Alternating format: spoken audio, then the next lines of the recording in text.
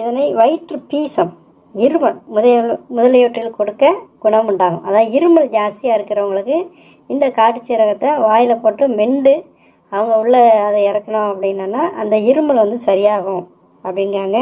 வயிற்று பீசம்னா அடிக்கடி மோசன் வயிறு அலைஞ்சி திருக்கி போகும், அந்த மாதிரி கம்ப்ளைண்ட் இருந்தாலும் சரியாகும் அப்படிங்காங்க. இந்த காட்டு சீரகமானது வெண் குஷ்ட நோயை நிவர்த்தி செய்வதில் அதிக பெருமை உள்ளது. இந்த காட்டு சீரகத்தை வந்து சாப்பிட்றவங்களுக்கு வந்து வெண் குஷ்ட நோய் இருந்தால் அது வந்து சரியாகும் அப்படின்னு பதிவு பண்ணியிருக்காங்க. இதை மூலமாக வச்சு நிறைய சூர்ணங்கள் செஞ்சுருக்காங்க. அதை அடுத்தடுத்தல பார்க்க இருக்கும்.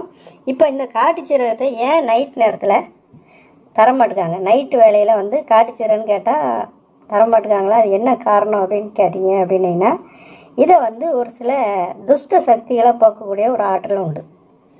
முக்கியமாக சொல்ல போகிறாருந்தா இந்த புகைக்கு வந்து ஒரு சில துஷ்ட சக்திகள் வந்து விலகும் அப்படிங்கிறது சித்தருடைய நூல் குறிப்பில் அதிகமாக இருக்குது.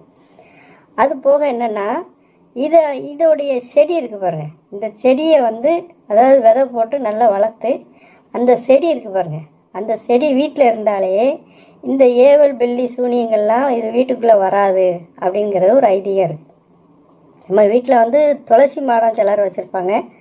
அதே மாதிரி இந்த காட்டு சீரகத்துக்கு வந்து மிகப்பெரிய ஒரு வல்லமை இருக்குது அப்படிங்கிறத பதிவு பண்ணியிருக்காங்க. அது போக வந்து துஷ்ட சக்திகளுக்கு இந்த காட்டு சீரகத்தை வந்து புகை போட்டோம், வீட்டில் பவுட்ரு பண்ணி சாம்பிராணியோட கலந்து புகை போட்டோம் அப்படின்னா அந்த துஷ்ட சக்திகள் வீட்டில் இருந்தால் வீட்டை விட்டு வெளியேறிடும் அப்படிங்கிறது வந்து பதிவு பண்ணியிருக்காங்க. இந்த காரணத்துக்காக இரவு நேரங்களில் இரவு நேரங்களில் தான் துஷ்ட சக்திகளே வரட்டும்.